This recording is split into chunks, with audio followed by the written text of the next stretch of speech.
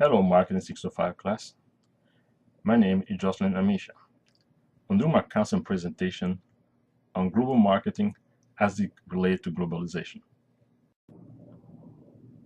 Oxford University Press and the American Marketing Association define global marketing as marketing on a worldwide scale, reconciling or taking commercial advantage of global operational differences, similarity, and opportunity in order to meet global objectives.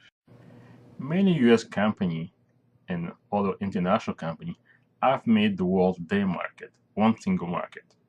Global marketing is an old debate with a new view.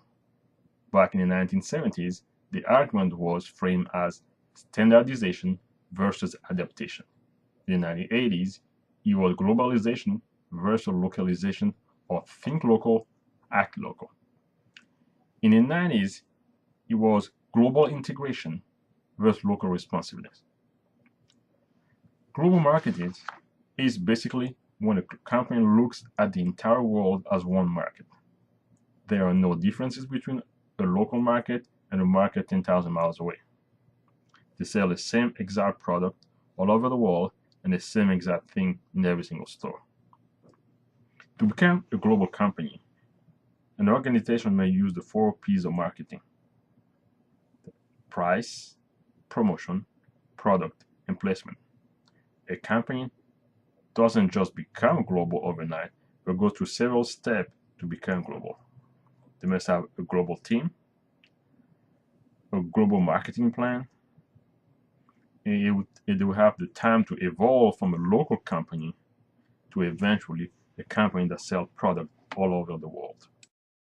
There are many reasons why a company go global, but we can summarize in 2 points: growth, they try to access new market and access resources, or survival, because they try to survive against the competition that comes in with lower cost or lower price. They try to create value. Value could be calculated by dividing benefit by the cost or the price. Cost being money, time, and effort. When the company like Colgate decided to get in China, they had to use promotion and education program to be able to get in the market and raise the market from 7% to 35% in less than a decade. It's about production and promotion. When you go in the global market, if you use the same product, you can either one same message or you can adapt the message. If you change the product, you may have to invent a new promotion. But they will have to face environments such as the culture differences, the political structure, the monetary and technical development. The culture is defined as a set of values shared by its citizens that determine what is socially acceptable. When McDonald's decided to go to India, they realized that majority of Indians do not eat beef, so they had to adapt the menu to chicken, fish, vegetable burgers, and have a all mutton patty to substitute for the beef.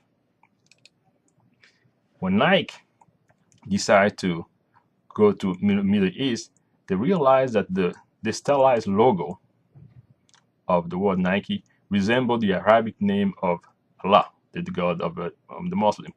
So they apologized and decided to put it out not to offend anybody. They also had to face political structure. In some country, there's no private ownership and there's a minimal individual freedom. In other country, the less centralized government is the more personal freedom. They also have to face political and legal consideration, like special agreement like NAFTA, European Union. And political environment might have attitude buying, government bureaucracy, political stability, and some monetary regulation. They also got legal consideration like tariff or tax that are put on the income, quotas, boycott, like back in the 80s, Russia used to boycott American product, exchange rates, some trade alliances, and some trade agreements. The more developed the country, the more complex and sophisticated the industry is. The less developed the country, the basic is the industry. So when you decide to enter global marketing, you have to consider that. Such as pricing, that might be including the transportation, cost, and insurance. You have to determine what the consumer is willing to spend. You have to make sure they're willing to pay for it. You might need to simplify your product, but don't assume that because they're in a different country, they will accept lower quality product. Also, you have to deal with the international price of monetary values. European countries use the euro. Russian countries use the ruble. And sometimes the conversion factors may affect your benefits.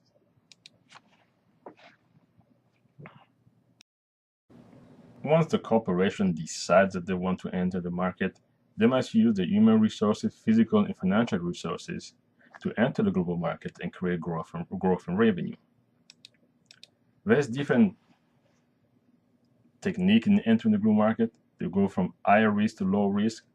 Lowest risk will be the export, and the highest risk will be indirect investment. And the higher the risk, the better the return. The lower the risk, lowest is the return.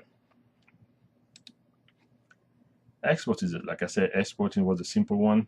You just sell domestic products to a buyer in that countries, like going online and purchasing something.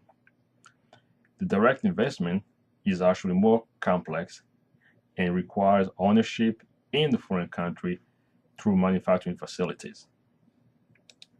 One of the most recognizable franchise and joint ownership is KFC, who entered a franchise and joint ownership through Japanese conglomerate Mitsubishi to own some KFC store back in Japan.